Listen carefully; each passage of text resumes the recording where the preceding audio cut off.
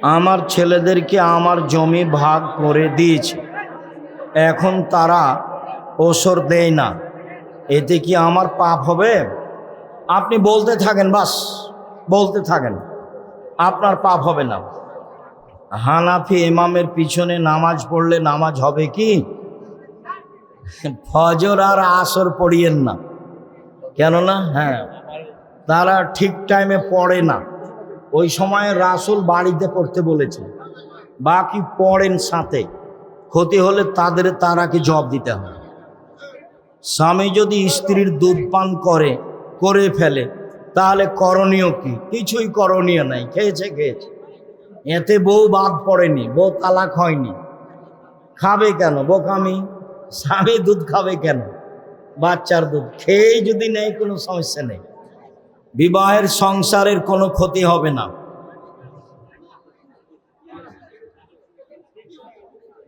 শখ করে ইঁদুর পালা যাবে কি? নাউজুবিল্লাহ মিন যালিক।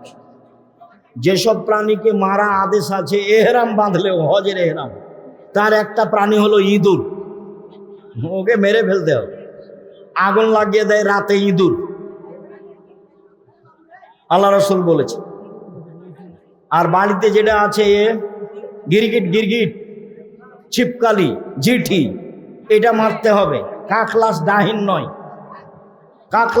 যেটা রং পরিবর্তন করে, মারতে হবে। কোনটা বলো তো? যেটা বাড়িতে থাকে জিঠি, সেটা মারতে হবে। আর মারতে হবে না কোনটা? কাকলাস ডাহিন, যেটা রং পরিবর্তন করে। আমার ছেলেকে 3 লক্ষ টাকা যৌতুক নিয়ে বিয়ে দিয়েছি, ওই টাকা ছেলে নিয়েছে, আমি টাকা হাতে নিইনি, এতে আমার কি পাপ হবে? আপনার সম্মতি ছিল, অতএব দেখলেন আপনার ছেলেরা আপনার উল্টা হয়ে গেছে। এইগুলো ছেলে আপনার ছেলে নয়, ভাতিজা নয়, আপনার ভাইয়ের ছেলে। টাকা ফেরত দিতে হবে। মসজিদের কাতারের মাঝখানে পিলার থাকলে ওই কাতারে নামাজ হবে না। কাতার যে পিলার আছে ওখানে কাতার বাঁধা যাবে না, সারি লাইন হবে না, আগে পিছিয়ে চলে যেতে হবে। জুমার দিন 2 আজান দিলে কি কোনো ক্ষতি আছে? বিদাত। ক্ষতি মানে 2 আজান বিদাত। 30 বছর থেকে বলছি, কলমে লিখেছি। দেখো, প্রচলিত সলাৎ বনাম রাসূল সাল্লাল্লাহু আলাইহি ওয়াসাল্লামের সলাৎ, যার সমাতে নিয়ে যাবেন। 2 আজান বেদাত বলা আছে, প্রচলিত সলাৎ বনাম রাসূল সাল্লাল্লাহু আলাইহি ওয়াসাল্লামের সলাৎ, প্রচলিত সলাৎ বনাম রাসূল সাল্লাল্লাহু আলাইহি ওয়াসাল্লামের সলাৎ। আর না হলে আব্দুর রাজ্জাক ইউসুফের লেখা নামাজের বই, আব্দুর রাজ্জাক বিন ইউসুফের লেখা কোন বই? নামাজের বই, তাহলে পাওয়া যাবে। দ্বিতীয় বিয়ে করতে গেলে কি প্রথম বড়ের অনুমতি লাগবে? জি না। এদেশে দ্বিতীয় বিবাহ করিয়েন না, খালি ঝামেলা, খালি মারামারি, মাটির সমস্যা, শান্তির চেয়ে অশান্তি বেশি। দ্বিতীয় বিবাহ করিয়েন না, আমার পরামর্শ। সংসার নাই চলে, সেটা ভিন্ন কথা। কুষ্টিয়ার এক বক্তা বলেছে, খাদিজা রাদিয়াল্লাহু তাআলা জীবনে কোনোদিন নামাজ পড়েননি, ওও জানে না। এই কথা বললো কি করে? আমাদের তো এরকম কোনো বাক্য আমরা দেখিনি।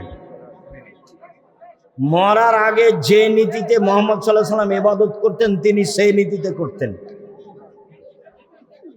শতকরা 95 জন বক্তা মিথ্যুক, আমি বলিনি ইনি মিথ্যুক। শতকরা 98 জন মুফাসসির মিথ্যুক। তোমরা এইসব বক্তব্য শোনা থেকে বেঁচে থাকো। বছরের প্রেমের সম্পর্ক ভুল, 2 বছরের প্রেমের সম্পর্ক ভুল বুঝতে পেরে সম্পর্ক হালাল করতে চাচ্ছি। মেয়ের বাবা রাজি হচ্ছে না, মেয়ের বাপকে রাজি হতেই হবে। তুমি নাম্বার দিও, আমি সহযোগিতা করব।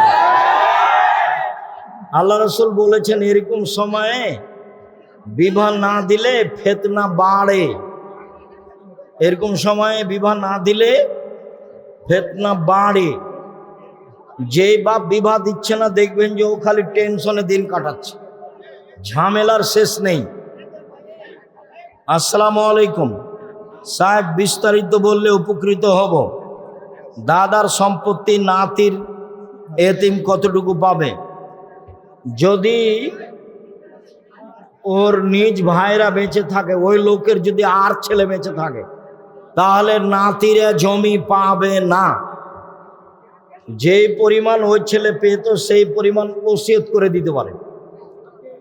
যে ভাগ পায় না তার জন্য ওসিয়ত চলে। আর ছেলে থাকলে নাতিরা জমি জায়গা পাবে না। সালাতে দণ্ডায়মান হলে হায় আসতে পারে, হাত দিয়ে ঠেকাবা, হাই উঠলে শয়তান হাসে, মুখের ভিতরে ঢুকে যায়, ওর খালি খারাপটাই কাজ।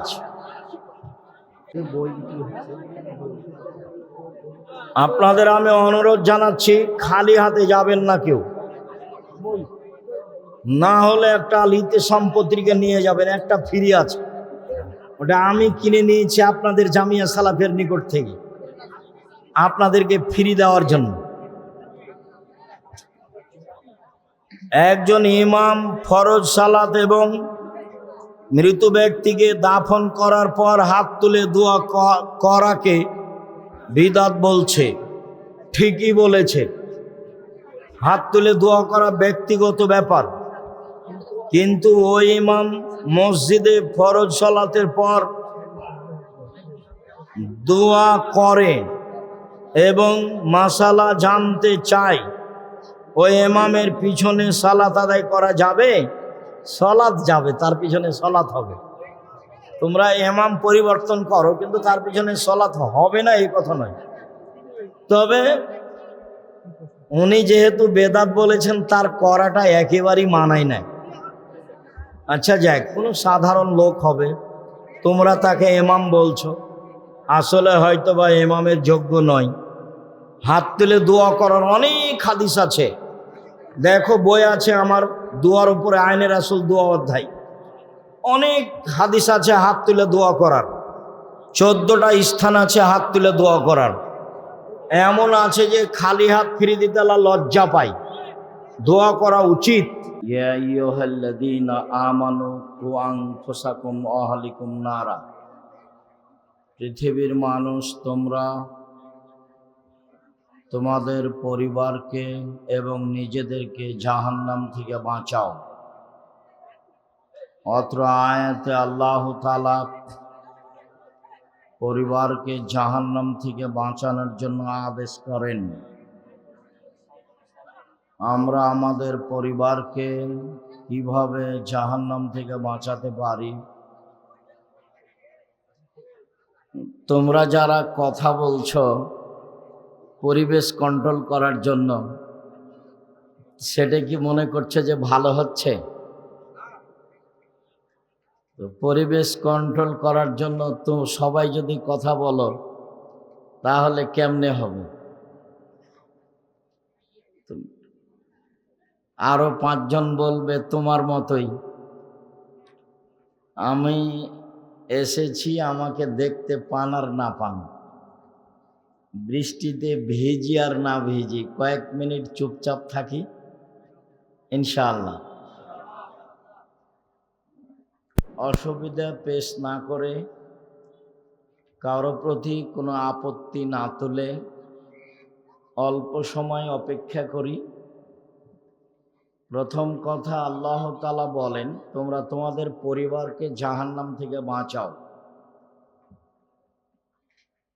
কবর যত কঠিন, কিয়ামত তার চেয়ে অনেক বেশি কঠিন। কিয়ামত যত কঠিন, জাহান্নাম তার চেয়ে অনেক অনেক অনেক বেশি কঠিন। আমাদের নবী মুহাম্মদ সাল্লাল্লাহু আলাইহি সাল্লাম প্রত্যেক দিন জাহান্নাম থেকে নবী জাহান্নাম থেকে বাঁচতে চাইতেন। যদিও উসমান রাদিয়াল্লাহু তাআলা আনহু কবরের পাশে দাঁড়ালেই খুব কান্নাকাটি করতেন। তাকে বলা হতো, আপনি তো অনেক সময় জাহান্নামের কথা আলোচনা করেন, তখন তো কান্নাকাটি করেন না, কিন্তু কবরের পাশে আসলে আপনি এত কান্নাকাটি করেন কেন? এই ছেলে, আপনাকে তো বলছি যে মুখে আপনি বলিয়েন না, তাহলে হাতের ইশারাই বলেন। এখন বসার পরিবেশ আছে কিনা আমিও তো আসলে বলতে পারি না যে আসলে আপনাদের বসার পরিবেশ কেমন। তো যেভাবে আছেন সেভাবেই থাকেন, কথা না বলে। আমি তো আপনার মোবাইলে আছি, আজকে আমাকে দেখার এত কি প্রয়োজন?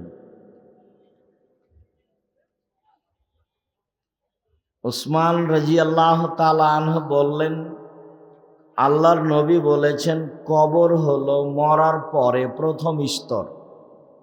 যদি মানুষ কবরে বেঁচে যায় তাহলে পরেরগুলো আরো সহজ হয়ে যাবে, আর যদি কবরে বাঁচতে না পারে তাহলে বাকিগুলো সব আরো জটিল হয়ে যাবে। কবর যত কঠিন, কিয়ামত তার চেয়ে অনেক বেশি কঠিন। কিয়ামত যত কঠিন, জাহান্নাম তার চেয়ে অনেক অনেক অনেক বেশি কঠিন। আল্লাহ তাআলা বলেন, তোমরা তোমাদের পরিবারকে জাহান্নাম থেকে বাঁচাও। কিভাবে পরিবারকে জাহান্নাম থেকে বাঁচানো যেতে পারে? লোকমান হাকিম তার ছেলেকে বলেন, বুনাইয়া লা তুশরিক বিল্লাহ, ও আমার আদরের ছেলে, তুমি আল্লাহর সাথে শিরক করো না। শিরক সবচেয়ে বড় পাপ। মানুষ যদি শিরক করে তাহলে জাহান্নামে যাবে, আর শিরক না করলে জান্নাতে যেতে পারে। বিচারের মাঠে আল্লাহ যখন মানুষের সামনে আসবেন, তখন আল্লাহ বলবেন, আদম সন্তান শোনো, তোমরা যে পরিমাণ পাপ নিয়ে উপস্থিত হয়েছ, আমি সেই পরিমাণ ক্ষমা নিয়ে উপস্থিত হয়েছি। যদি শিরক না থাকে, তোমাদের যেই পরিমাণ পাপ আমার সেই পরিমাণ ক্ষমা, তোমাদের যেই পরিমাণ পাপ আমার সেই পরিমাণ ক্ষমা, যদি শিরক না থাকে। বাংলাদেশের মানুষ শিরক থেকে বাঁচবে তা খুব কঠিন। কেন? প্রত্যেক দিন ছেলে মেয়ে স্কুলে গিয়ে রবি ঠাকুরের গান বলে, আর রবি ঠাকুরও বলছে যে ও মা তোমার আকাশ তোমার বাতাস, মানে ও কালিমা তোমার আকাশ তোমার বাতাস। তাহলে আকাশ বাতাস কালিমার, তো আকাশ বাতাস কালিমার আমি বললাম, তারপরে আমি শিরক করলাম না, তাহলে আমি আসলে নিজেকে চিনি না, আমি কে? এদেশে শিরক থেকে মুক্ত হওয়ার পথ নেই বললেই চলে। কিভাবে রবি ঠাকুরের গান বাংলাদেশের লোকেরা চয়ন করলো তা আমার জানা নেই। তবে রবীন্দ্রনাথ ঠাকুর বাঙালিদের শত্রু, রবীন্দ্রনাথ ঠাকুর মুসলমানের শত্রু, রবীন্দ্রনাথ ঠাকুর ঢাকা বিশ্ববিদ্যালয়ের শত্রু। মুসলমান যেদিন ইংরেজদের হাতে অপমানিত জেল হাজতে, সেই সময় দালাল ঠাকুর রবীন্দ্রনাথ লন্ডনে মুচ পাকায়।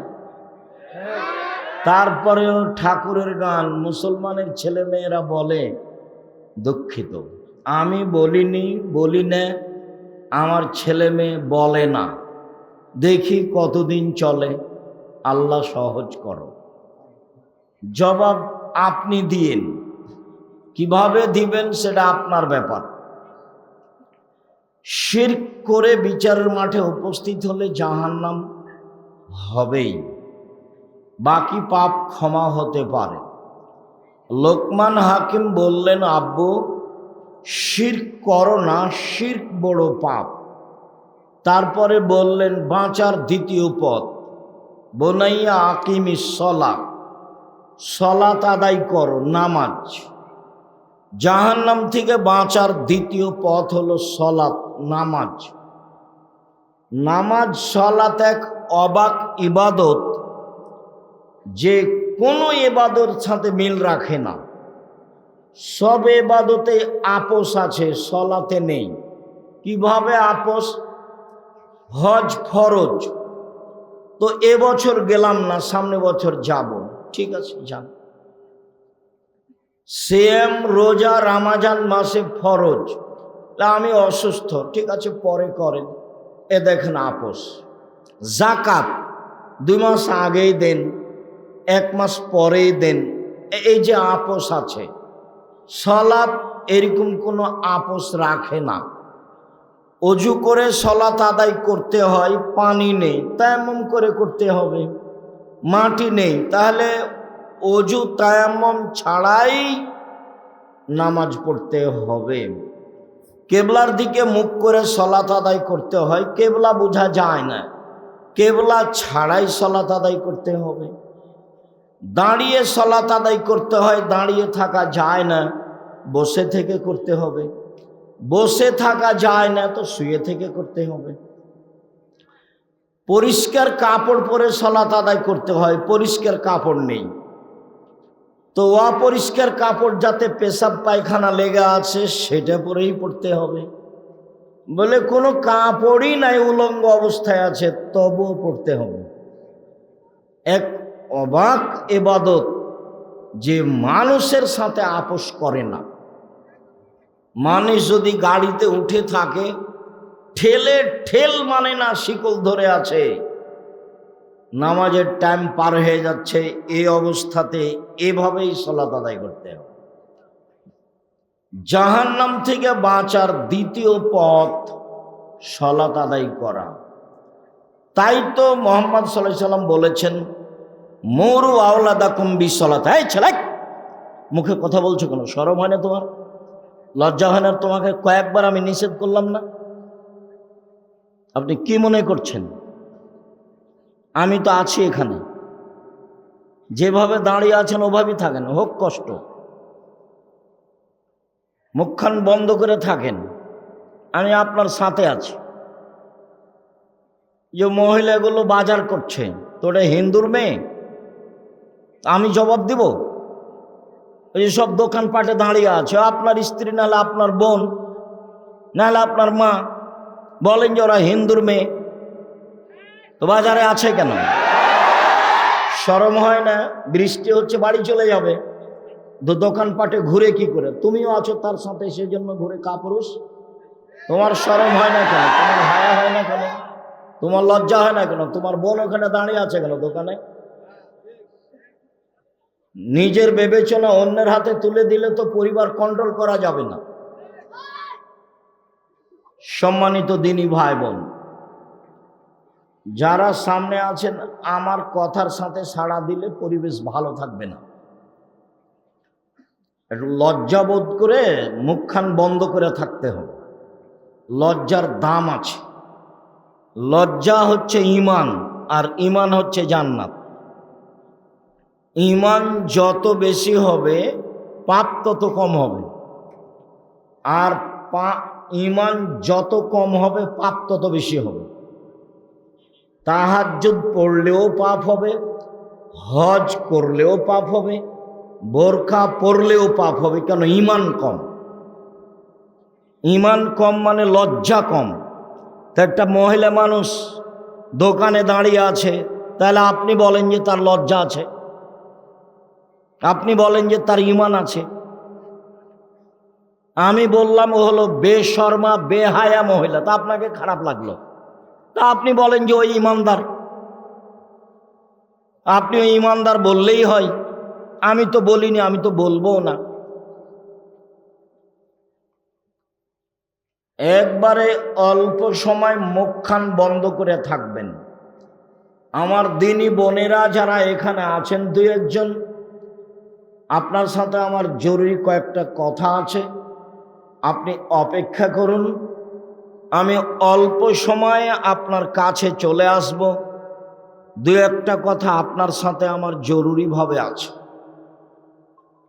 আল্লাহ নবী বললেন 7 বছর বয়সের ছেলে মেয়েকে সালাত আদায় করতে বলো, 10 বছর বয়সে পিটিএ করাও, তার মানে লাঠির মাধ্যমে। এরকম আদেশ আর কোনো ইবাদতে নেই। 15 বছর বয়স হয়েছে, ছেলে মেয়ে নামাজ পড়ে না, তখনও বাপ বেঁচে আছে, এটা মিথ্যা কথা। ওই কথাই ঠিক। স্বামী নামাজ পড়ে, স্ত্রী পড়ে না, স্ত্রী পড়ে স্বামী পড়ে না, তখন বিবাহ কেটে গেছে, বিবাহ নেই, এমনিতেই সংসার চলছে। আরবি বিদ্বানেরা বলছেন এরকম বেনামাজি মারা গেলে ওকে মুসলমানের কবরস্থানে কবর দিতে হবে না, হিন্দুদের শ্মশান ঘাটে ফেলে দিতে হবে। এখন আরবি বিদ্বানগণ বলছে তার নাম সালাত, তার নাম নামাজ। 3 একরাহুল কালামা বাদাল এশায়ে, একরাহুল নাওমা কাবলাল এশায়ে। পরিবারকে জাহান্নাম থেকে বাঁচার আজকের আলোচনায় 3 নাম্বার পথ, এশার সালাতের পরে ঘুমিয়ে যেতে হবে। এশার সালাতের আগে ঘুমানো নিষেধ, এশার সালাতের পরে ঘুমিয়ে যেতে হবে। এশার সালাতের আগে ঘুমানো নিষেধ। আল্লাহর নবী এশার সালাতের পরে কথা বলাকে ঘৃণা করতেন। একরাহুল কালামা বাদাল এশায়ে, এশার সালাতের পরে কথা বলা ঘৃণা করতেন। এশার সালাতের পূর্বে ঘুমিয়ে যাওয়া ঘৃণা করতেন। যে কোনো মূল্যে রাত 10টা হতে হতে ঘুমাতেই হবে। তাহলে আপনি রাত 3টায় উঠতে পারবেন, 4টায় উঠতে পারবেন। কেন উঠবেন? আল্লাহ প্রত্যেক দিন রাতের 3 ভাগের 2 ভাগ পার হলে সপ্তম আকাশ থেকে প্রথম আকাশে নেমে আসেন।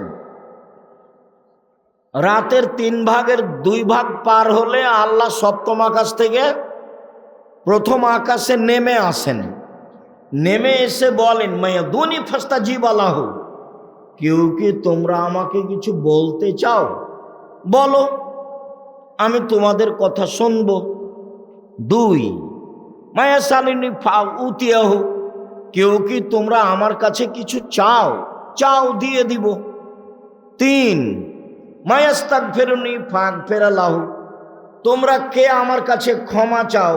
ক্ষমা চাও, আমি ক্ষমা করে দিব। তো আল্লাহ নেমে আসেন আমার সাথে কথা বলার জন্য, আর আমি আর আপনি ঘুমিয়ে আছি। তাহলে আমি আর আপনি কত বড় খারাপ মানুষ। আল্লাহ এসেছেন নেমে আমার সাথে কথা বলার জন্য। আমার তো কিছু প্রয়োজন আছে, একটু জমি জায়গার প্রয়োজন আছে, একটা ভ্যানের প্রয়োজন আছে, একটা ছেলে মেয়ে ভালো হোক তার প্রয়োজন আছে। যার যা প্রয়োজন সেটা নিয়ে দাঁড়াবে, বলবে। আল্লাহ বলছেন ঠিক আছে বলো। 1 বলো, আমি শুনব। 2 চাও, আমি দিব। 3 ক্ষমা চাও, ক্ষমা করে দিব। শুধু এইভাবে বলতে থাকেন ফজরের আজান পর্যন্ত। আর আমি ঘুমিয়েছি। আর এই ছেলে, তোমার স্বভাবের কথা বলি, তোমার বোনেরও স্বভাব তাই। কি সেটা? বড় মোবাইল ব্যবহার করো, সব সময় ল্যাংটা মেয়ে নাচে, রাত 2টা 3টায় ঘুমাও। বলো তো তুমি কিভাবে উঠবা? তুমি রাত 3টায় কিভাবে উঠবা? তুমি তো রাত 2টায় ঘুমাও। তোমাদের বাড়ির স্বভাব কেমন হয়েছে জানো? তোমাদের বাড়িতে জেনার বন্যা সয়লাভ। কিভাবে? তুমি মনে করছো যে আমি একাই ল্যাংটা মেয়ে দেখছি, না, তোমার বোনও ওই ঘরে দেখে, তোমার মা ওই ঘরে দেখে, তোমার বাপ ওই ঘরে দেখে। গোটা বাড়ি এখন শয়তান চালায়। কে চালায়? শয়তান চালায়। দেখো সবার কাছে বড় মোবাইল আছে। জামিয়া সালাফিয়ায় প্রতি মাসে বেতন লাগে 40 লক্ষ। প্রতি মাসে। প্রত্যেক দিন বিকালে 40 থেকে 50 থেকে 60 থেকে 1 লক্ষ টাকা বিল লাগে। জমি কিনা তো আছেই, তারপরও আমার হাতে একটা ছোট মোবাইল থাকে। জামিয়া সালাফিয়া কিভাবে চলে তা শিক্ষক জানে না, জামিয়া সালাফিয়া কিভাবে চলে তা ছাত্র জানে না, জামিয়া সালাফিয়া কিভাবে চলে তা নেবরাসের সদস্য কমিটির কেউ জানে না। যদিও আমিও ভালোভাবে জানি না কিভাবে চলে, তবে আমি দেখি যে চলে। আমার মনে বড় স্বাদ, এই দেশের মাটিতে আমি উন্নত মানের প্রতিষ্ঠান গড়বই গড়ব ইনশাআল্লাহ, যেখানে ছেলে মেয়ে বাংলা, ইংরেজি, আরবি উন্নত মানের শিক্ষা অর্জন করে জাতির অন্যায়ের বিরুদ্ধে লড়বে মুখে কলমে মিডিয়ায়। এই যে মুখে আছি, কলম আমার সাথে আছে, মিডিয়াও সাথে আছে। জাতিকে ফাঁকি দিনি। জাতির যদি রাস্তাঘাট করে দিতে না পারি, জাতির যদি স্কুল কলেজ করে দিতে না পারি, জাতিকে চূড়ান্ত সঠিক ধর্ম দিতে পারবো ইনশাআল্লাহ। ধর্মের ব্যাপারে ফাঁকি দিয়ে আমি পরকাল হারাতে রাজি নই। এ কথাই ঠিক যে আমি বলি না আমারটা চূড়ান্ত ঠিক। এদেশের শতকরা 95 জন বক্তা মিথ্যুক। আমি বলিনি ইনি মিথ্যুক, আপনি তদন্ত করেন। এদেশের শতকরা 98 জন মুফাসসির মিথ্যুক। আমি বলিনি ইনি মিথ্যুক, আপনি তদন্ত করেন। এদেশের মাটিতে প্রায় 3 লক্ষ জাল জয়ীফ হাদিস আছে। আমার বাসায় আছে প্রায় 10,000 মানুষের বানানো হাদিস। ধর্মের নামে চলে, ধর্মের নামে চলে। অনেক দিন আগে ঘুঘুরাতলিতে এসেছিলাম কথা বলার জন্য। সেদিন প্রায় সব কথাইগুলি সেই লোকগুলোর সামনে নতুন ছিল, যদিও আমার কাছে কিছু করার নেই। কেন?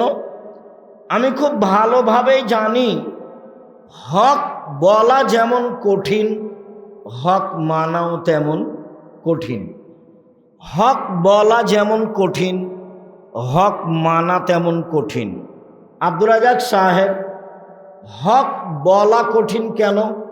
এই ছেলে, তোমরা যারা বড় ছেলে যে গল্প করছে তাকে হাতে ইশারা করবো না। এই এখানে কি করছো তুমি?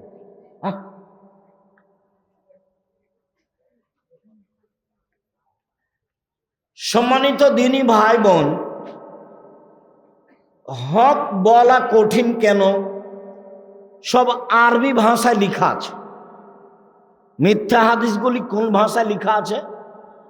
আরবি ভাষায় লেখা আছে। সেইগুলো তদন্ত করে বলা কঠিন, এই জন্য হক বলা কঠিন। হক মানা কঠিন কেন? চলন্ত ধর্মের সাথে হকের মিল নেই। চলন্ত ধর্মের সাথে চূড়ান্ত ধর্মের মিল নেই। তো যখনই হক বলা হবে তখন মানুষ সহজে মানবে না, বলবে এটা আবার কেমন কথা, 14 গোষ্ঠী থেকে করে আসছি আর আজকে বলছে চলবে না। তো হলো, এই জন্য চলে না, কঠিন। লাশটাকে সামনে রেখে সবাই বক্তব্য দিচ্ছে, এমপি, মন্ত্রী, চেয়ারম্যান, মেম্বার সবাই বক্তব্য দিচ্ছে। তা আমি বলেছি শুধু ঋণের কথা বলা যাবে, আর কিছু চলবে না। এটা হলো চূড়ান্ত হক। আর সবাই কথা বলবে এটা চূড়ান্ত মিথ্যে। যান যায় যায়, মরে মরে, তার পাশে বলতে হবে লা ইলাহা ইল্লাল্লাহ, বাস। কেন? কারো যদি শেষ কথাটা লা ইলাহা ইল্লাল্লাহ হয় তাহলে জান্নাতে চলে গেছে, তো বিশাল ব্যাপার। তো পাশে সবাই কোরআন মাজিদ পড়ছে, আবার সূরা ইয়াসিন পড়ছে, তো এটা তো মিথ্যা। কে ঠেকাবে? লোকটা মরার সাথে সাথে ওকে কেবলামুখী করছে। কেন করছে? মরার সাথে সাথে কাপড় দিয়ে ঢেকে দিতে হবে, সাদা কাপড় দিয়ে।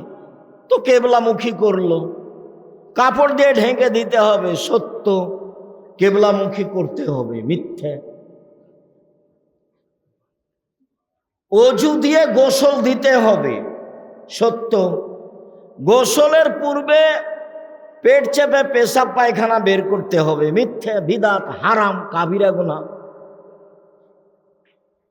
আবার নখ কাটতে হবে, আবার মোচ কাটতে হবে, আবার নিচের লুম পরিষ্কার করতে হবে, কত যে ফেতনা আছে।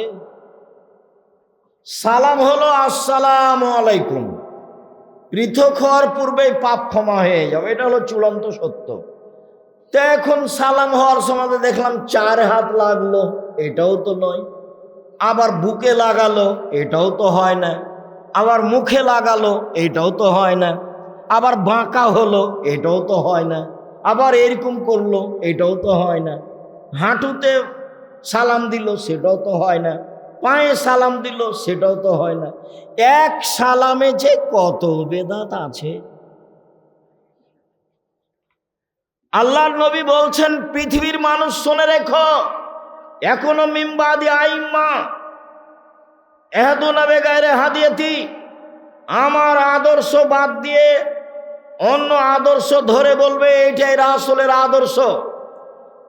আমার সুন্নাত ছেড়ে দিয়ে বলবে অন্য সুন্নাত ধরে নে, এটাই রাসূলের সুন্নাত। ওইসব মাওলানাদের দেখতে লাগবে মানুষ, ওদের অন্তর হলো শয়তানের অন্তর। হুজুরের অন্তরটা কেমন? শয়তানের। আমি এ কথা বলিনি, এ কথা কে বলছেন? মুহাম্মদ সাল্লাল্লাহু আলাইহি ওয়াসাল্লাম, হাদিস বুখারী মুসলিম। হুজুরকে দেখতে লাগে মানুষ, হুজুরের অন্তর হলো শয়তানের অন্তর। হুজুর একটু দমে না কেন? সবসময় খালি চাপে নমজের ভাষাতে হাইনঠামু করে কেন? হাইনঠামু করে কেন? ধর্ম কি হুজুরের পৈতৃক সম্পত্তি, বাবার সম্পত্তি? দেখে বলবে, না হলে যারা জানে তাদের কাছে আশ্রয় নেবে। শুনুন, জাতির যদি রাস্তাঘাট করে দিতে না পারি, জাতির যদি স্কুল কলেজ করে দিতে না পারি, জাতিকে চূড়ান্ত সঠিক ধর্ম দিতে পারবো ইনশাআল্লাহ। ধর্মের ব্যাপারে জাতিকে ফাঁকি দিয়ে পরকাল হারাতে রাজি নই। আছি মুখে, আছি মিডিয়ায়, আছি কলমে, আছি শিক্ষা প্রতিষ্ঠানে। জামিয়া সালাফিয়া বাংলাদেশের সবচেয়ে বড় প্রতিষ্ঠান আয়াতনে, সবচেয়ে বড় প্রতিষ্ঠান শিক্ষক সংখ্যায়, সবচেয়ে বড় প্রতিষ্ঠান ছাত্র সংখ্যায়। শিক্ষক প্রায় 300 জন দেশ বিদেশের, সৌদি আরব, ইন্ডিয়া, বাংলাদেশ। ছাত্র প্রায় 5000-এর বেশি। আয়তন দিনাজপুরেরটা 20 বিঘার বেশি, যেটা তেঘরায় আছে, যা দেখে আসেন কালকে। আর রূপগঞ্জ ঢাকায় প্রায় 100 বিঘা, রাজশাহীতে প্রায় 50 বিঘা। সামনে মাসের 6-7 জামিয়া সালাফিয়া আসেন রাজশাহীতে, দেশ বিদেশের আলেম ওলামা থাকবে, পাকিস্তানের ইবতেসাম এলাহি জহির থাকবেন, আরও অনেকে থাকবেন। আমিও ভাঙাচুরা আপনাদের সাথে থাকবো ইনশাআল্লাহ। দেশের বড় বড় বিদ্বান থাকবেন। আসেন, জাতিকে ফাঁকি দিনি। 3, এশার সলাতের পরে কথা বলা বন্ধ। এশার সলাতের পূর্বে ঘুমানো নিষেধ। 4, মান ওয়ালাদালাহু আলাদুন, কারো যদি ছেলে মেয়ে জন্ম নেয়, ফালিহিসান ইসমাহু, সুন্দর একটা নাম রাখতে হবে। যার মেয়ে থাকে, ফা আল্লামাহা ফা হাসানা তালিমাহা, শিখিয়ে দিল, সুন্দর শিখিয়ে দিল। ও আদ্দাবাহা, শিষ্টাচার শিখিয়ে দিল। ফা হাসানা তাদিবাহা, সুন্দর শিষ্টাচার শিখিয়ে দিল। ফালাহু আজরানে, তার জন্য ডবল নেকি। তাহলে সব বিদ্যা সুন্দর নয়, সব শিষ্টাচার সুন্দর নয়। যেই বিদ্যা ছেলেকে দাড়ি চাঁচতে বলে সেই বিদ্যা সুন্দর নয়। যেই বিদ্যা ছেলেটাকে বড় মোবাইল ব্যবহার করতে বলে সেই বিদ্যা সুন্দর নয়। যেই বিদ্যা ছেলেটাকে টাকনোর নিচে প্যান্ট পরতে বলে সেটা বিদ্যা নয়। যেই বিদ্যা ঠাকুরের গান বলতে উৎসাহিত করে সে বিদ্যা নয়। আপনার ছেলে দিয়ে জাতির কিছু হবে এটা আমি মনেও করি না। কেন? আপনি ভুল বুঝেছেন। কি বুঝেছেন? সবার চাপে ছেলে কম হয়েছিল দেরিতে, তো ছেলেটাকে পড়তে দিয়েছিলাম জামিয়া সালাফিয়ায় বা মেয়েটাকে, তো দাখিল পরীক্ষা দিয়ে ভালো রেজাল্ট করেছে, প্লাস পেয়েছে। তো চাচি বলছে স্কুলে দাও, ডাক্তার হবে ভালো। দাদিও বলছে স্কুলে দে বেটা, একটা ডাক্তার হবে ভালো, একটা মেয়ে মানুষের ডাক্তারের প্রয়োজন, বা একটা ইঞ্জিনিয়ার হবে। তো সবার চাপে ছেলেটাকে স্কুলে দিয়েছে। ইন্টার পরীক্ষার সময় 4 জন মাস্টার ছিল, বিশ্ববিদ্যালয়ে পরীক্ষার সময় সাবজেক্ট প্রতি একটা মাস্টার ছিল। যাক, আপনার কথা অনুপাতেও ডাক্তার হয়েছে, দেশে শিক্ষা অর্জন করে একটা ভালো ডাক্তার হয়েছে। এই ছেলে, এই ভালো ডাক্তার এ হলো প্রতারক। কিভাবে বলেন আব্দুর রাজ্জাক সাহেব? যেই কোম্পানি টাকা দেয় তারই ওষুধ লিখে। তো তুমিও গেছো, তোমার বেটাও, আপনার ছেলেও গেছে, আপনিও গেছেন। চাঁপাইনবাবগঞ্জের ভাষায় আমও গেল, ছালাও গেল, কাঁদতে কাঁদতে 2 চোখও গেল। টাকা পয়সা খরচ করে কি করলেন? ও তো ধোঁকাবাজ, জাতির সাথে প্রতারণা করে। আর ইঞ্জিনিয়ার যদি হয় তাহলে ও চোর, টাকা মাইরা নেই। একটু দিনাজপুর রানীর বন্দরের লোকেরা বুকে হাত দিয়ে বলুক না কেউ আমার সামনে বক্তব্য শেষে, এই যে জাতির জন্য ছেলে মানুষ করেছি। চোরও নয়, প্রতারকও নয়। যেটা খুব মেধাবী সেটা লন্ডন, আমেরিকা, কানাডা চলে গেছে। তো বলছে যে আমার ছেলে কি না কি একবারে কি গো সিটিজেনশিপ পেয়েছে, ওই দেশে থাকে, বিশাল কিছু। কি করে? ওই সরকার তো একে ভালো চাকরি দিবে না, তখন একে করেছে যারা টয়লেট পরিষ্কার করে তাদের ম্যানেজার 3 লাখ টাকা বেতন। তখন এও ভাবলো যে বেতন ভালো আছে, যাক যা হবে হবে, দেশে যে লাভ নাই, বা 5 লাখ টাকা। বলো এবার পড়ার ফলাফল কি? 1 মিনিট, এই ছেলেরা, তোমরা যারা নিজেকে মেধাবী মনে করছো, একটা কথা শোনাই, আমার বাস্তব। সেটা হলো আমার বাম কানে কিছুদিন ওই চুলকাতো, খুব একটু একটু পানি আসতো। তো দিনাজপুর কান বিশেষজ্ঞ ডাক্তারের কাছে গেলাম, উনি বললেন অবস্থা ভালো নয়, ঔষধ দিল। ঢাকা মেডিকেল বড় ডাক্তারের কাছে গেলাম, বলছে যে কি যে হয়, ঔষধ দিল। রাজশাহী বড় ডাক্তারের কাছে গেলাম, বলছে মনে হচ্ছে যে পর্দা ফেটে গেছে, ঔষধ দিল। 6 মাস বছর পার হচ্ছে। তো একদিন আমি কলকাতা গেলাম প্রোগ্রামের জন্য, মনে হয় এখান থেকে যেদিন যাই সেদিনই হতে পারে। তো বললাম যে শোনো, চলো মেডিকেলে চলো, আগে কানটা দেখাই।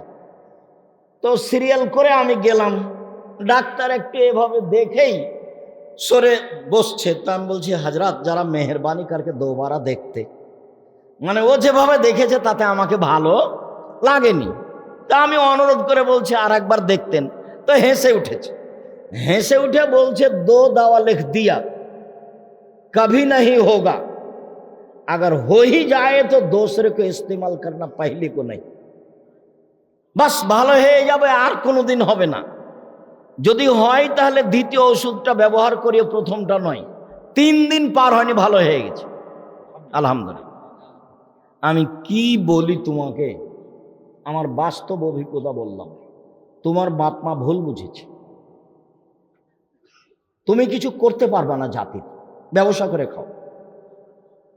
আমি চকলেটের ব্যবসা করতে বলিনি, দেখো আমি চকলেটের ব্যবসা মানে আমি বলেছি কম পয়সা দিয়ে ব্যবসা করো, লোন নেওয়া লাগবে না, শ্বশুরের কাছে টাকা নেওয়া লাগবে না। এটা সত্য, আমি তোমাকে মজাক করে বলিনি। এটা দিনাজপুর মানে বোনকে জমি দেয় না, শয়তানি করে দিন কাটাই। 10 বছর হলো বাপ মরা, এখন পর্যন্ত বোনকে জমি দেয়নি। তোমাকে তো বলেছি, তোমার বাপকে তুমি বলনি? আব্দুর রাজ্জাক সাহেব বলে গেলেন আপনি নাকি কুকুর সিলিগের চেয়ে খারাপ আব্বা। কেন? আমার দাদা মরা 10 বছর হলো, আমার বোন ফুপুকে নাকি জমি দেননি। দেখো তুমি, আর তুমি হুঁশিয়ার ছেলে, প্রমাণ করো তোমার বাপ পাবে সকালে জমি, আর তোমার ফুফু পাবে বিকেলে, এইটুকু হবে কি না? এইটুকু হবে না। তোমার বাপ যখন পেয়েছে তোমার ফুফুও তখন পাবে। বলো 10 বছরের জবাব কি হবে? তোমার বাপ তো কুকুর শ্রীলার চেয়ে খারাপ, তুমি তার চেয়ে খারাপ কিভাবে? তুমি যৌতুক নিলে কেন? যৌতুক নিবে কেন? ভিক্ষা করে খাবা তো, বহুদিন থেকে বলছি। আরে ভিক্ষা করে খাবা কেন? দিন মজুরি করে খাবা। দিন মজুরি করে খাবা কেন? ব্যবসা করে খাবা। আল্লাহ রাসূল বললেন উপার্জনের 4টা পথ।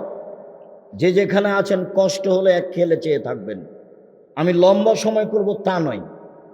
1 দিন মজুরি, আল্লাহ নবী বলেন, সন্ধ্যায় টাকা শেষ হবে।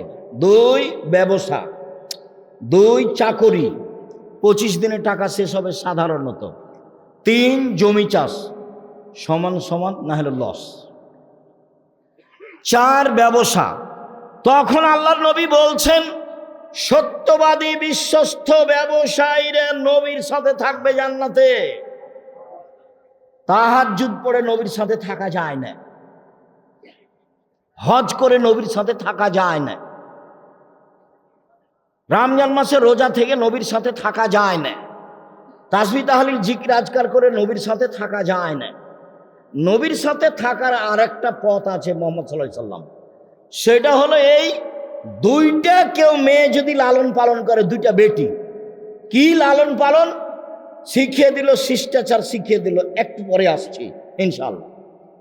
বিদ্যা শিখিয়ে দিল, শিষ্টাচার শিখিয়ে দিল, বিবাহ দিয়ে দিল, এই বাপ আর আমি জান্নাতে এভাবে থাকব। তখন আঙ্গুল দুটি জমা করে দিলেন, আমি আর ওই বাপ একসাথে থাকব। 10টা ছেলেকে পড়ালে 1 নেকি হবে, এই কথা আল্লাহ রাসূল বলেননি। তো ছেলেকে পড়াবেন কেন? জন্ম দিয়েছেন এই জন্য। শুনুন, কারো যদি কাজের মেয়ে থাকে 5 শিখিয়ে দেয়, সুন্দর শিখিয়ে দেয়, সব বিদ্যা সুন্দর নয়, শিষ্টাচার শিখিয়ে দেয়, সুন্দর শিষ্টাচার শিখিয়ে দেয়, তাহলে সে ডবল নেকি পাবে। সব শিষ্টাচার সুন্দর নয়। এই ছেলে, তোমার বোনের নখটা বড় আছে, নখে নেইল পালিশ আছে, বলো তো এর কাছে বিদ্যা আছে? নেই। আল্লাহ নবী বলছেন যে নবীদের বৈশিষ্ট্য 10টি, নবীদের খাসলাত, অভ্যাস, শিষ্টাচার, বৈশিষ্ট্য, আদাত, অভ্যাস 10টা নবীদের। 1, দাড়ি ছেড়ে দিতে হবে, ছোট করাও যাবে না, চেঁচে ফেলাও যাবে না। 2, মোচ কেটে ফেলতে হবে, চাঁচা যাবে না, মোচ কিছু থাকবে মানে পুরুষ। 3, অজু গোসলের সময় নখগুলি, এই গিরাগুলি ভালো করে ধুইতে হবে। 4, নখ কেটে ফেলতে হবে। তো তোমার বোনের নখ বড় আছে, বলো দেখিও ভালো শিক্ষা অর্জন করেছে। বলিও তো তোমার বোনকে আজ বাড়িতে গিয়ে যে তুমি নাকি ভালো করে পড়াশোনা করনি। কেন? আব্দুর রাজ্জাক সাহেব তো বলে গেলেন তোমার মাথার চুল নাকি সামনের দিক ছোট, তুমি নাকি ভুরু তুলে চিকন করো, তুমি নাকি দাঁত ছিলে পরিষ্কার করো, তুমি নাকি পরচুলা ব্যবহার করো, তুমি নাকি উঁচু স্যান্ডেল পরে নিজেকে উঁচু লম্বা দেখাও, তুমি নাকি আঁটো সাঁটো ব্রেসিয়ার পরে নিজেকে কম বয়সী দেখাও। সেই জন্য আব্দুর রাজ্জাক সাহেব তোমার বিদ্যাকে না করে দিয়েছে। আর যদি তোমাকে বলি, এবার তুমি বলো, 1 গ্লাস আমি তোমাকে পানি দিলাম, তুমি বললে থ্যাংক ইউ, বলো তাহলে এটা কি হলো? থ্যাংক ইউতে 1 নেকি হবে, 1, কিয়ামত পর্যন্ত বলতে থাকো। আর যদি বলো জাযাকাল্লাহ খায়র, 1 গ্লাস পানি দিলে আল্লাহ তোমাকে উত্তম প্রতিদান দান করুক, তা আমি আল্লাহকে দিতে বলেছি। আমি তোমাকে 1 গ্লাস পানি দিয়েছিলাম, তুমি বলেছো আল্লাহ এই 1 গ্লাস পানির প্রতিদান তুমি দাও। তো আমি লন্ডনে বিপদে পড়েছি, তখন ওই যে তুমি যে বলেছো আল্লাহকে যে প্রতিদান দাও, তখন তোমার কথাটা আল্লাহ কবুল করে আমাকে লন্ডনে বিপদ থেকে বাঁচিয়ে দিয়েছে। তুমি যে প্রতিদান কাকে দিতে বলেছ? আল্লাহকে। তাহলে এবার তুমি থ্যাংক ইউ একদিকে রাখো আর জাযাকাল্লাহ খায়ের একদিকে রাখো। সবাই যে উল্টা পথে, বাম হাতে চা খাচ্ছে। এখানে কত ছেলে মেয়ে আছে বাম হাতে চা খায়, বাম হাতে পানি খাই। ও হিন্দু নাকি? বাম হাতে কেন খাই? বাম হাতে কেন খাও তুমি? এই ছেলে, যখন পায়খানা করার পরে চাঁপা ডাঙের ভাষাতে যখন ছুঁচো, তখন কোন হাত দিয়ে পানি খরচ করে? বাম। তো ওই হাতে চা খাচ্ছে যে, ছি ছি ছি, ফু। এই বিদ্যা কি করবে? এটা বিদ্যা নয়। আল্লাহ রাসূল বলছেন যে শিষ্টাচার শিখালো, সুন্দর শিষ্টাচার শিখালো। সব শিষ্টাচার সুন্দর নয়। সম্মানিত দিনী ভাই ও বোন, পারিবারিক কথা 6। আবু হুরায়রা রাদিয়াল্লাহু তাআলা আনহু বলেন, রাসূল সাল্লাল্লাহু আলাইহি সাল্লাম বলেছেন, কুল্লু নাফসিন মিন বানি আদম, আদম সন্তানের সবাই দায়িত্বশীল। অর রাজুল সাইয়্যিদ ফি আহলিহি, বাপ হলো বাড়ির কর্তা, বাড়ির দায়িত্বশীল। বাড়ির স্ত্রী, ছেলে মেয়ে, এদের সবার জবাব তাকে দিতে হবে। বিদ্যা ভালো হতে হবে, শিষ্টাচার ভালো হতে হবে, তাহলে আপনি বাঁচতে পারবেন, অন্যথায় আপনি টিকতে পারবেন না। 2, অলমারাতু সাইয়্যিদা ফি বাইতি যাওজিহা ওয়া ওয়ালাদিহি, আপনার মা এই বাড়ির দায়িত্বশীলা, তার ছেলের জন্য, তার মেয়ের জন্য, তার বৌমার জন্য, তার স্বামীর জন্য। স্বামীর অর্থ সম্পদ দেখে রাখতে হবে, ছেলে মেয়ের দেখাশোনা করতে হবে। তার নাম মা, কাছাকাছি। জাবের বলেন, যেটা সব সময় বলি, জাবের রাদিয়াল্লাহু তাআলা আনহু বলেন, আমরা সফর থেকে আসছিলাম, আল্লাহর নবী বললেন, মদিনায় তোমরা এখানে থাকো, সকালে বাড়ি যাব। আমি জাবের বললাম, আল্লাহর নবী, আমি নতুন বিবাহ করেছি, আমাকে বাড়ি যেতে অনুমতি দেন। আল্লাহ নবী বললেন, নতুন বিবাহ করেছ? কুমারী মেয়ে বিবাহ করেছ না তালাক প্রাপ্তা মেয়ে বিবাহ করেছ? তো জাবের বললেন যে তালাক প্রাপ্তা মেয়ে বিবাহ করেছি। তা আল্লাহ রাসূল বললেন, কুমারী মেয়ে কেন বিবাহ করলে না?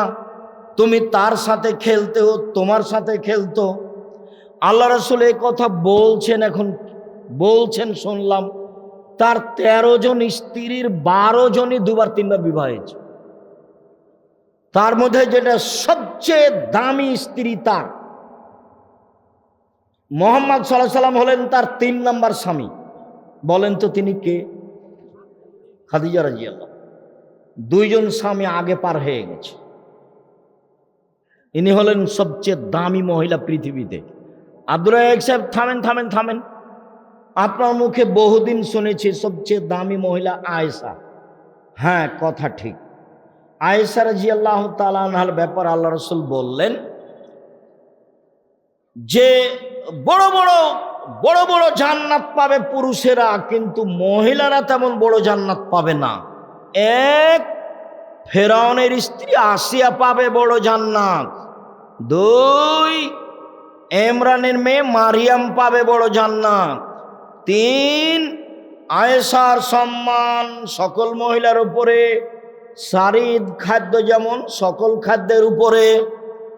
গোস্তের ঝোলে রুটি ভিজালে তাকে সারিদ বলে। এই ছেলে, কষ্ট হলে কিছুক্ষণ অপেক্ষা করো, কাছাকাছি চলে এসেছি। আমি বুঝতে পারছি পরিবেশ অনুকূলে নয়, এটা আমিও বুঝি। তোমাকে আমি ঘন্টার ঘন্টা বেকায়দায় ফেলে রাখবো, এটা আমি চাইনি। সম্মানিত দিনী ভাই বোন, রাসূল সাল্লাল্লাহু আলাইহি ওয়াসাল্লাম বললেন, আয়েশার সম্মান সকল মহিলার উপরে। সারিদ খাদ্য যেমন গোস্তের ঝোলে রুটি ভিজালে সারিদ হয়, তেমন সব খাদ্যের উপরে। এবার আয়েশা দেখেন, এবার খাদিজা। জিবরাইল আলাইহিস সালাম বলছেন মুহাম্মদ সাল্লাল্লাহু আলাইহি ওয়াসাল্লাম, ওই যে খাদিজা, ওই যে খাদিজা আসছে। ওর হাতে একটা পাত্র আছে, তাতে আছে তরকারি, তাতে আছে খাদ্য, তাতে আছে তরকারি, তাতে আছে খাদ্য। খাদিজা যখন আপনার কাছে আসবে তখন তিনটা কথা বলবেন। এক, ফাকরা আলাইহা সালাম আমিন রাব্বেহা, তাকে বলেন খাদিজা আল্লাহ তোমাকে সালাম দিয়েছে। নেন এবার। দুই, খাদিজা জিবরাইল তোমাকে সালাম দিয়েছে। নেন এবার। তিন, খাদিজা তোমার জন্য জান্নাতে একটা হীরা মুক্তা মাণিক্য দিয়ে ঘর বানানো হয়েছে, যেখানে কোনো হইচই নেই, যেখানে কোনো কষ্ট ক্লেশ নেই, হীরা মুক্তা মাণিক্য দিয়ে। পৃথিবীর দামি মহিলা ফেরাউনের স্ত্রী, ফেরাউনের স্ত্রী বলছেন রব্বি ইবনিকা বাইতান ফিল জান্নাহ, আমার জন্য তোমার কাছে জান্নাতে একটা ঘর বানাও। এ কথা আসিয়া বলেন ফেরাউনের স্ত্রী। আর জিবরাইল এসে বলছেন যে খাদিজাকে বলেন যে আপনার জন্য জান্নাতে একটা ঘর বানানো হচ্ছে। এবার সমান করেন তো দেখি। আমি মনে হয় বুঝাতে পারিনি। হাদিস বুখারী মুসলিম। আবার বলবো নাকি? আবার বলি। জিবরাইল আমাদের নবীর কাছে এসেছেন, এসে বলছেন ওই যে ওই যে ওই যে ওই যে খাদিজা আসছে, ওই যে খাদিজা আসছে। খাদিজার হাতে একটা বাটি আছে, ওতে আছে খাদ্য, ওতে আছে তরকারি, আপনার জন্য নিয়ে আসছে। ঠিক আছে, আসুক। আসলে আপনি তাকে তিনটা কথা বলবেন। এক, খাদিজা আল্লাহ তোমাকে সালাম দিয়েছে। দুই, খাদিজা জিবরাইল তোমাকে সালাম দিয়েছে। তিন, খাদিজা তোমার জন্য জান্নাতে একটা ঘর বানানো হয়েছে হীরা মুক্তা মাণিক্য দিয়ে, যেখানে কোনো হইচই নেই। এবার তাহলে কাকে তার পাশে দাঁড় করাবেন? আল্লাহ নবী বলছেন আয়েশা শোনো শোনো শোনো, আয়েশা জিবরাইল তোমাকে সালাম দিল, জিবরাইল সালাম দিল। তখন আয়েশা রাদিয়াল্লাহু আনহা বলছেন ওয়ালাইহিস সালাম ওয়া রাহমাতুল্লাহি ওয়া বারাকাতুহু, জিবরাইল কো সালাম, তার উপরে শান্তি। আরে আপনি তো দেখতে পান, আমি তো দেখতে পাই না, জিবরাইল কোথায়? আরে আপনি তো দেখতে পান, আমি তো দেখতে পাই না, জিবরাইল কোথায়? এক বিছানে তিনজন, এক ল্যাপের নিচে তিনজন, আয়েশা রাদিয়াল্লাহু আনহা, জিবরাইল আলাইহিস সালাম, মুহাম্মদ সাল্লাল্লাহু আলাইহি সাল্লাম, এক ল্যাপের নিচে তিনজন। তো আয়েশাকে আল্লাহ রাসূল বললেন জিবরাইল তোমাকে সালাম দিয়েছে। তো আল্লাহ নবী কি বললেন যে আয়েশা আল্লাহ তোমাকে সালাম দিয়েছে? না, তফাৎ বুঝাতে পারলাম না। আল্লাহ আয়েশাকে সালাম দেননি। আয়েশা কাকে সালাম, আল্লাহ কাকে সালাম দিয়েছেন? খাদিজাকে। তাহলে এবার সমান করেন দেখি। তো আমি চেয়েছি আপনি আমার দিনী বোন, একটু আয়েশা খাদিজার মতো হবেন। তো কোন শরমে আপনি দোকানে দাঁড়িয়ে জিনিস কিনছেন? ছি ছি ছি ছি ছি ছি ছি। আপনার একটু ইতস্তবোধ হয় না? আপনাকে একটু খারাপ লাগে না? অথচ আপনার গায়ে বোরখাও আছে। ছি, নাউযুবিল্লাহি মিন যালিক, লা হাওলা ওয়ালা কুওয়াতা ইল্লা বিল্লাহ, লা ইলাহা ইল্লা আনতা সুবহানাকা ইন্নী কুনতু মিনাজ জালিমিন। আল্লাহ তুমি বাঁচাও। জাবের তালাক প্রাপ্ত মেয়ে বিবাহ করলে কেন? শুনেন, আমার আব্বা শহীদ হয়েছেন উহুদের যুদ্ধে 9 জন মেয়ে রেখে। আমার 9 জন বোন আছে, এদের সমবয়সের কম বয়সের কম বুদ্ধির মেয়েকে আমি বিবাহ করতে চাইনি 4টা কারণে। শুনুন, আমার আব্বা শহীদ হয়েছেন উহুদের যুদ্ধে, 9 জন মেয়ে রেখে আমার 9 জন বোন আছে, এদের বয়সের কম বয়সের মেয়ে আমি বিবাহ করতে চাইনি 4টা কারণে। এক, লেতুয়াল্লে মাহুন্না, আমার স্ত্রী যেন আমার বোনদেরকে বিদ্যা শিখাতে পারে। বিদ্যা, ছেলে মেয়ে আপনিও পড়াচ্ছেন, কিন্তু আপনি ঠকে গেছেন। জাতির জন্য পড়াতে হবে, নিজের জন্য নয়। টাকা ইনকাম করবে, এটা আপনার মাথায় আসলো কেন? আরে আমার আব্বা নিরক্ষর, আমি কতদিন শুনেছি, আমার নিজের বাপের কথা বলছি। আমার আব্বা নিরক্ষর, আমি কতদিন শুনেছি আমার আব্বার মুখে। আরে ছেলে মেয়ে কি ভাগ্য ছেড়ে এসেছে নাকি? ওদের জন্য অত চিন্তা করব কেন? ওদের ভাগ্য আছে।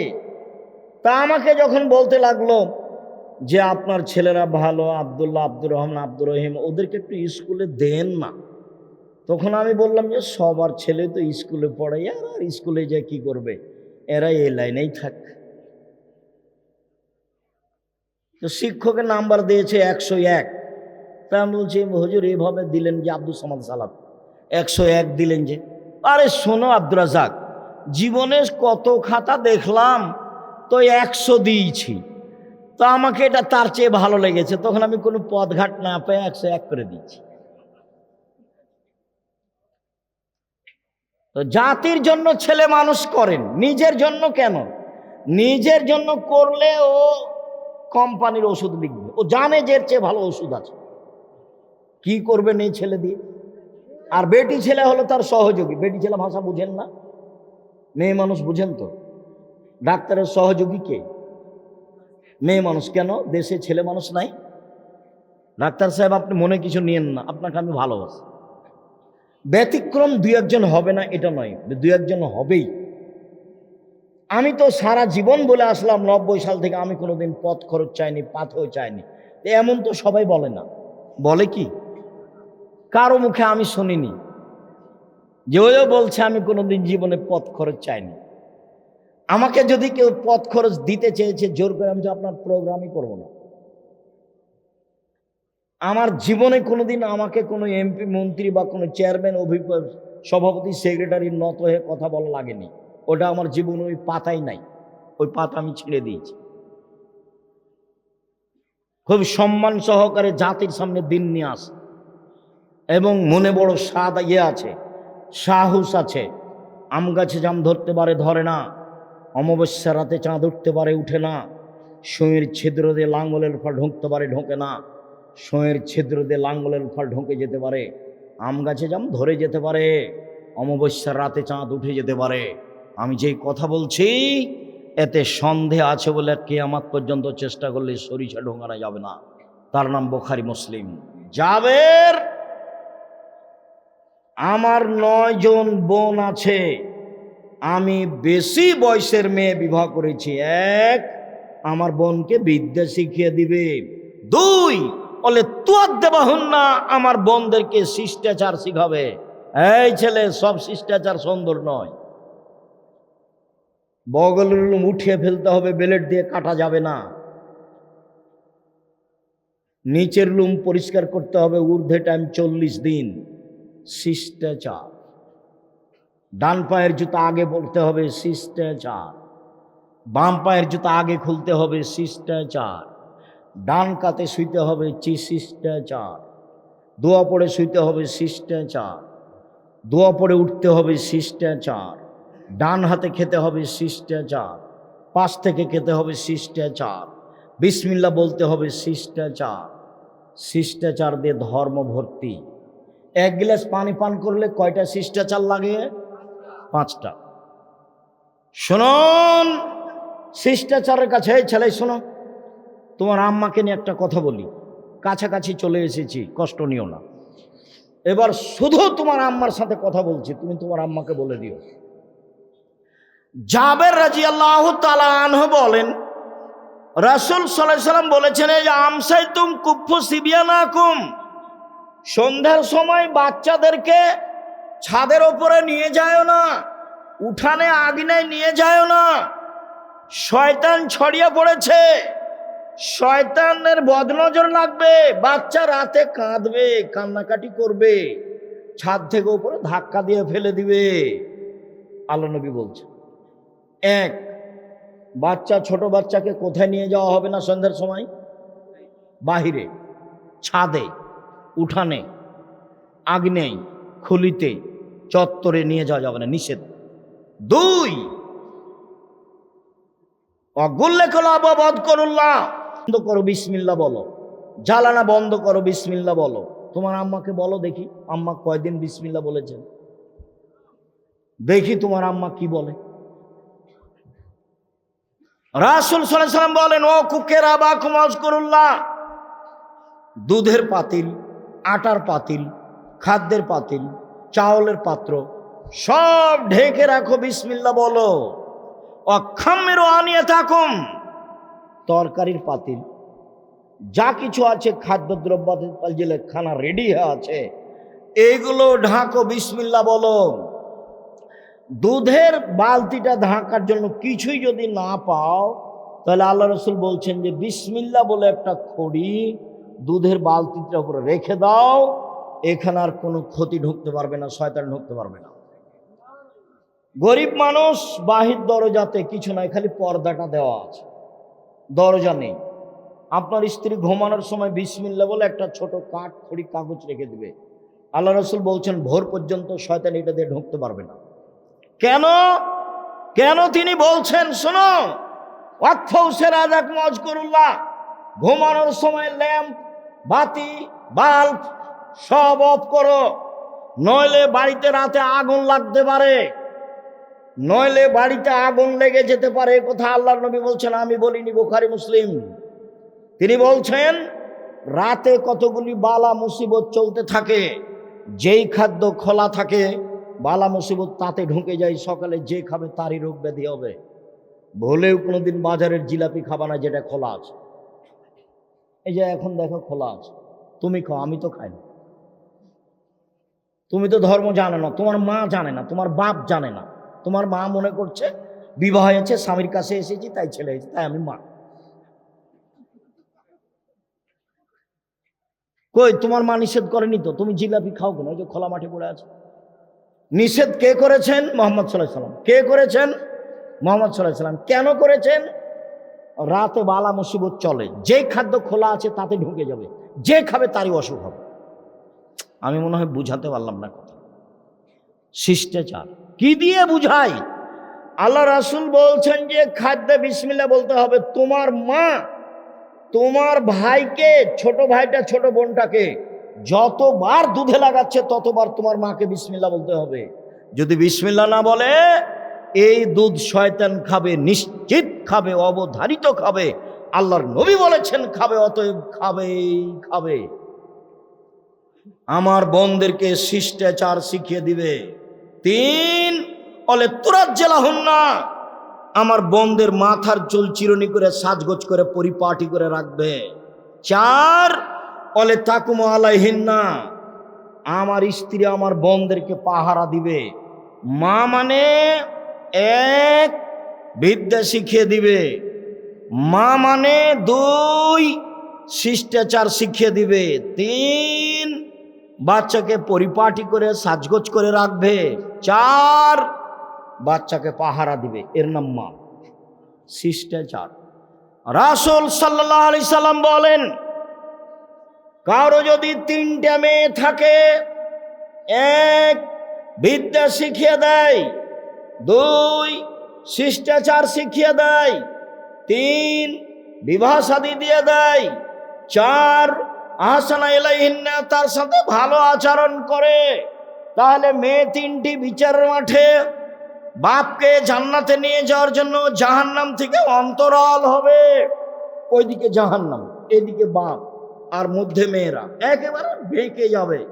আমার বাপকে জান্নাতে দিতে হবে আগে, তারপরে কোনো কথাই নাই। আল্লাহর সামনে তারা বলবে কোনো কথাই নাই, আমার বাপকে আগে জান্নাতে দিতে হবে, তারপরে কোনো কথা। কোন বাপ? 1 বিদ্যা শিখালো, 2 শিষ্টাচার শিখালো, 3 বিবাহ শাদী দিয়ে দিল, 4 ভালো আচরণ করলো। আমি মনে হয় বুঝাতে পারি না ভালো করে। মেয়ের সাথে খাস্টা মেষ্টা করা হবে না। একটা মেয়ে হয়েছে, তখন স্বামী স্ত্রী বলা বলি করছে, শাশুড়ি বলছে কি করবে, তাহলে একটা ডিপিএস খোলো, একটা গরু কিনো, গাভী। 2টে হয়েছে, তখন দাদিরাও বলছে কি করবি ভাই, একটা কিছু কর। 3টে যখন মেয়ে হয়েছে, তখন বলছে ভাই এ বউ চলবে না, বউ তালাক দে। দাদিও বলছে, নানিও বলছে। দেখেন কেমন হয়ে আছে ধর্ম। কারোর কাছে শিষ্টাচার নাই। এই ছেলে, তুমি জাতির কি করতে পারো? জাতির তুমি কি করতে পারো? তুমি শুধু মোবাইল চালা শিখেছ আর জেনা করতে শিখেছ মোবাইলে। 2 চোখের জেনা হলো চোখ দিয়ে দেখা, 2 কানের জেনা হলো কান দিয়ে শোনা, হাতের জেনা হচ্ছে হাত দিয়ে ধরা। পায়ের জেনা হচ্ছে এই পথে চলা, অন্তরের জেনা হচ্ছে পরিকল্পনা করা, মুখের জেনা হচ্ছে মুখে কথা বলা। তুমি জানো কত মেয়ের সাথে মোবাইলে কত কথা বলো। আল্লাহর নবী বলছেন, আমার বড় ভয় আমার উম্মাত গোপন পাপে লিপ্ত হবে, এটা আমার ভয়। আমার বড় ভয় আমার মেয়ে গোপন পাপে লিপ্ত হবে, এটা আমার ভয়। কাছাকাছি চলে আসলাম, শেষে চলে আসলাম। অতীব গুরুত্বপূর্ণ বুখারী মুসলিমের হাদিস।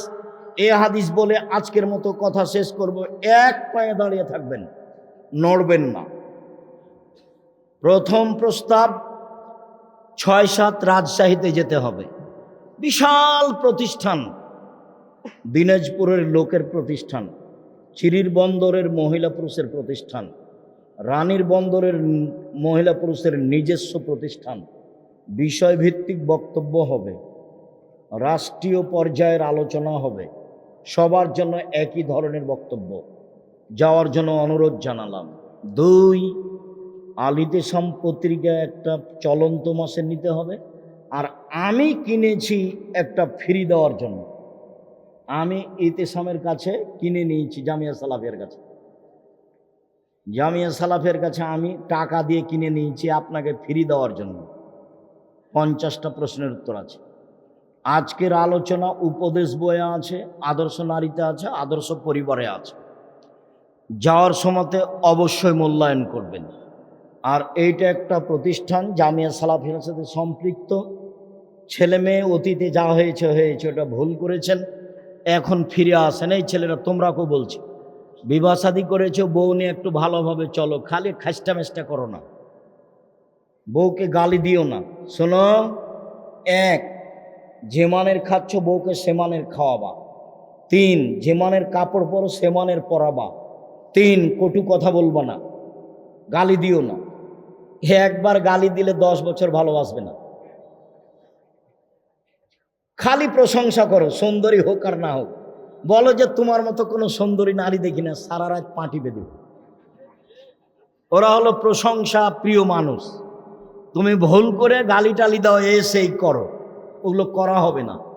4, মুখের উপরে মারা হবে না। 5, নিজের বাড়ি ছাড়া কোথাও যেতে দিতে হবে না। শ্বশুর বাড়ি পাঠাও, যদি নিজে যায়, সকালে যাবা সন্ধ্যায় ফিরে আসবা। বউ নিয়ে যাবা, বউ নিয়ে চলে আসবা। বিবাহের বাড়িতে পাঠাও না। আর যদি তোমার বউ বাজারে যায়, রানীর বন্দর বাজারে যায়, তা আমি ধরে নিয়েছি তুমিও দুনিয়াতে নেই, বিদেশে চলে গেছো, নাহলে মরে গেছো। তোমার ছোট ভাইও নাই, তোমার বড় ভাই নাই, তোমার বাপও নাই, তোমার শ্বশুরও নাই, তোমার ভাগনারাও নাই, কেউ নেই। তোমার বউ একেবারে নিরুপায় হয়ে বাজারে গেছে, অনাথ। জানি না তোমার বউ কেন বাজারে যায়। আমরা তো জীবনে একদিনও যাই না, তবু তো বেঁচে আছি। আমি জীবনে কোনোদিন চায়ের স্টলে বসিনি, জীবনে কোনোদিন বসিনি, তো বেঁচে আছি। তো চায়ের স্টলে বসিনি কোনোদিন। দোকানে হাট বাজারে তো আমরা তেমন যাই না। প্রতিষ্ঠানের আশেপাশে যারা দোকানদার আছে তারা চিনে, এখন আমাকে দেখে চিনে কি না হয়তো বা দেখলে বলবে যে ওই যে যাচ্ছে, এমনটা বলতে পারে। আমি কোনোদিন বসিনি। 4টা জিনিস জরুরি, হাদিসটা বলতে যাচ্ছি। 1, 5 ওয়াক্ত সালাত। এই ছেলে, একটু বিরক্ত হয়েও না। 5 ওয়াক্ত সালাত, হালাল রুজি, কোরআন তেলাওয়াত। 4, আড্ডা পিটা নিষেধ। আড্ডা পিটা 2 ধরনের। দোকানে বসে গল্প করা চিরদিনের জন্য হারাম। 2, মোবাইল দেখা ঘন্টার ঘন্টা, এটাও আড্ডা পিটা, চিরদিনের জন্য হারাম। 1, কি বলো তো? 1, 5 ওয়াক্ত সালাত। 2, হালাল রুজি, ব্যবসা, নবীর সাথে থাকা যাবে। 3, কোরআন তেলাওয়াত, প্রয়োজনে সূরা ইখলাস 3 বার পড়বো। আমি আল্লাহকে বলবো, দেখো আমি কোরআন পড়েছি, 1 বার কোরআন পড়েছি। 4, আড্ডা পিটা নিষেধ। আড্ডা পিটা 2 ধরনের। 1, দোকানে বসে বা নির্বাচনের ঘরে বসে সবাই মিলে এমন গল্প জমাইছে, আর চা খাচ্ছে, টাকা দিয়েছে তার একজন, মাথায় কিছু আছে, সবই কি গোবর, মনে কষ্ট নিও না। আমি তোমাকে খুব মন দিয়ে ভালোবাসি, তুমি আমার কাছের সন্তান, তুমি আমার কাছের ভাই, তোমাকে আমার আদরের কোনো অভাব নেই, আপনাকে মূল্যায়নের কোনো অভাব নেই।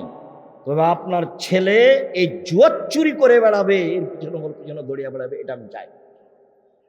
আপনার ছেলে পড়াশোনা শিখবে, হালাল রুজি উপার্জন করবে, নিজের মতো খাবে, নিজের মতো চলবে। কথা বুঝাতে পারিনি? পড়াশোনা শিখেছে, ব্যবসা করবে, না হলে চাকরি করবে, না হলে দিনমজুরি করবে, নিজের মতো খাবে, নিজের মতো চলবে। 5 ওয়াক্ত সালাত, হালাল রুজি, কোরআন তেলাওয়াত, বাস জান্নাত হবে। ধান্দাবাজি করতে গেছো কেন?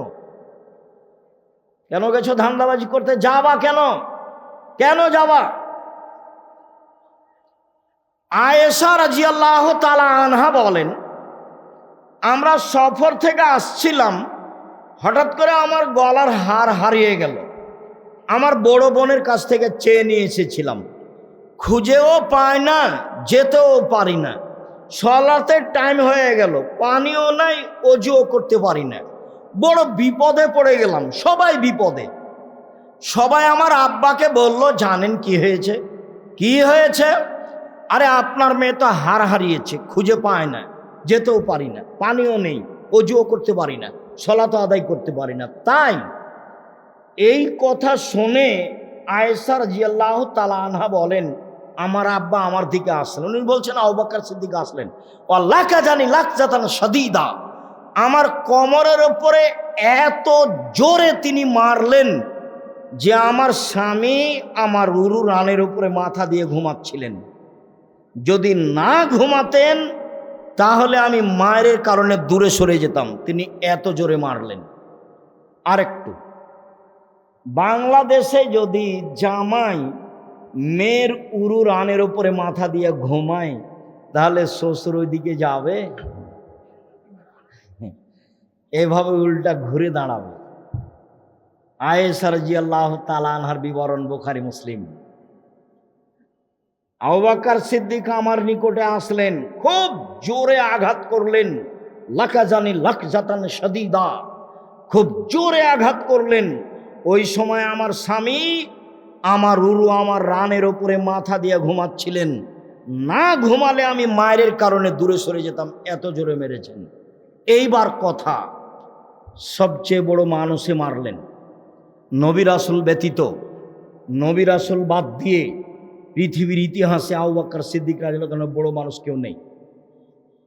বুঝাতে পারিনি কথা? নবী রাসূল বাদ দিয়ে পৃথিবীতে সবচেয়ে বড় মানুষ কে? আবু বকর সিদ্দিক রাদিয়াল্লাহু তাআলা। সবচেয়ে বড় মানুষে মারলেন, সবচেয়ে বড় মানুষের সামনে মারলেন কে? মুহাম্মদ সাল্লাল্লাহু আলাইহি সাল্লাম। সবচেয়ে বড় মহিলাকে মারলেন, কাকে মারলেন? আয়েশা রাদিয়াল্লাহু আনহাকে মারলেন। বিবাহদারী মেয়েকে মারলেন, মেয়ের বিবাহ দিয়ে দিয়েছেন। জামাইয়ের সামনে মারলেন, হাত দিয়ে মারলেন, দিন দুপুরে মারলেন, প্রায় 1400 মহিলার সামনে মারলেন, 1400 মানুষের সামনে মারলেন, মহিলা নয়, 1400 মানুষের সামনে মারলেন। সবচেয়ে বড় মানুষে মারলেন, সবচেয়ে বড় মানুষের সামনে মারলেন, সবচেয়ে বড় মহিলাকে মারলেন, হাত দিয়ে মারলেন, বিবাহদারী মেয়েকে মারলেন, জামাইয়ের সামনে মারলেন, দিন দুপুরে মারলেন, খোলা মাঠে মারলেন। এত বড় বাপে এত বড় বেটিকে এত মানুষের সামনে মেরে দিলেন, ভুল কোথায় হারটা হারিয়ে গেছে বুঝতে পারেননি, এ হলো ভুল। আর আপনার মেয়ে দোকানে দাঁড়িয়ে আছে বোরখা পরে, খারাপ লাগলো না? আপনি একটা ধমকও দিতে পারেন না?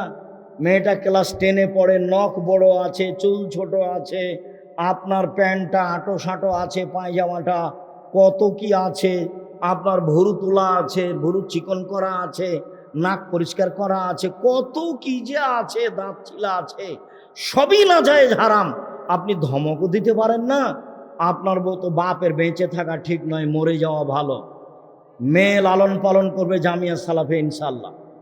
5000-এর বেশি ছেলে মেয়ে আছে, 500-র অধিক এতিম অসহায় আছে। আপনার মেয়েকেও পড়াবো ইনশাল্লাহ। আপনার মতো বাপের আমি বেঁচে থাকা চাইনি। বাপ যেভাবে পরিবার কন্ট্রোল করা যাবে তার নাম বাপ। কথা দিয়ে পিটিয়ে পরিবার কন্ট্রোল করবো। এ দেখেন, বাপ মেয়েকে মারে দিলেন। বিবাহদারী মেয়েকে, বাপের কাছে মেয়ে কোনোদিন বড় হয় না, বুঝাতে পারেনি। বাপের কাছে মেয়ে কোনোদিন বড় হয় না। জামাইয়ের সামনে মারলেন, জামাই কোনো কিছু বলতে পাবেন না। সম্মানিত দিনী ভাই বোন,